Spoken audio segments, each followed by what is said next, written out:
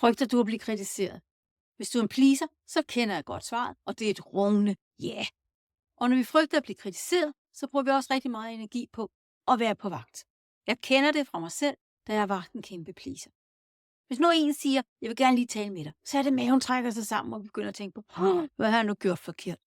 Eller vi går og tænker på, at vi har gjort noget, som andre måske kunne blive kede af, fornærmet over, eller sådan noget af den stil.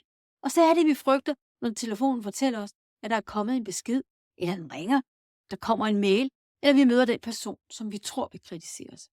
I virkeligheden kan andre ikke kritisere os så hårdt, som vi allerede selv gør. Vi er eksperter i selvkritik. Og måske tror vi ved at kritisere os selv først, så gør det ikke sådan, når andre gør det. Men det gør det. Det er også en måde at sørge for, at vi ikke selv tror, vi er noget. Men du er noget, og du er meget mere, end du selv tror. Men du kan først finde det frem, når du finder ud af at smide den pleaserkarp, som du bærer rundt på. Først når du dropper pleaserkarpen, kan vi andre få lov til at opleve, hvor meget du egentlig har at give.